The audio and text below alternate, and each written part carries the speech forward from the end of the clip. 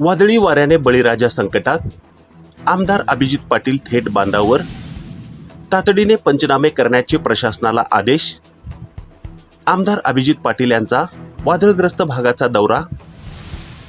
वडोली आडेगावसह विविध गावातील पिकांची पाहणी करत शेतकऱ्यांना दिला आधार. हातातोंडाशी आलेला घास हिरावला. नुकसानग्रस्त शेतकऱ्यांना धीर देण्यासाठी आमदार अभिजित पाटील मैदानात. अचानक झालेल्या वादळी वाऱ्यामुळे माढा विधानसभा मतदारसंघातील केळी, डाळिंब यासह अनेक नगदी पिकांचे मोठ्या प्रमाणावर नुकसान झाले आहे. शेतकऱ्यांच्या हातातोंडाशी आलेला घास या अस्मानी संकटामुळे हिरावला गेल्याने बळीराजा मोठ्या संकटात सापडला आहे. या संकटसमयी शेतकऱ्यांना धीर देण्यासाठी आमदार अभिजित पाटील यांनी आज सकाळपासून थेट नुकसानग्रस्त शेतकऱ्यांच्या शेताच्या बांधावर जात पाहणी दौरा केला.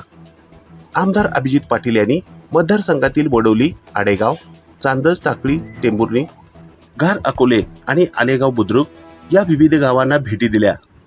वादळी वाऱ्यामुळे भुईसपाट झालेल्या केळीच्या बागा आणि डाळिंबाच्या पिकांची त्यांनी प्रत्यक्ष पाहणी केली.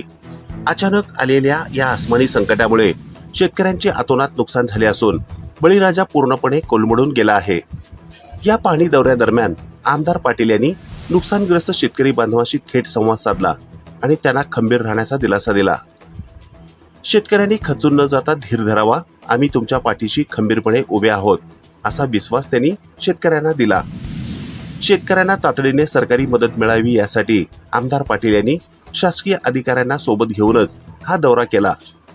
नुकसान झालेल्या सर्व बाधित क्षेत्रांचे तातडीने व अचूक पंचनामे करून त्याचा सविस्तर अहवाल शासनाकडे सादर करावा अशा कडक सूचना त्यांनी संबंधित प्रशासकीय अधिकाऱ्यांना घटनास्थळावरूनच दिल्या. शेतकऱ्यांना जास्तीत जास्त शासकीय मदत मिळवून देण्यासाठी आपण वैयक्तिक पातळीवर सरकारकडे पाठपुरावा करणार असल्याचेही आमदार पाटील यांनी यावेळी स्पष्ट केले. या दौऱ्यात आमदार अभिजित पाटील यांच्यासोबत स्थानिक शेतकरी, महसूल व कृषी विभागाचे अधिकारी आणि पदाधिकारी मोठ्या संख्येने उपस्थित होते. लोकप्रतिनिधींनी संकट काळामध्ये थेट बांधावर तातडीने पंचनाम्याचे आदेश दिल्यामुळे नुकसानग्रस्त शेतकऱ्यांमधून समाधान व्यक्त केले जात आहे.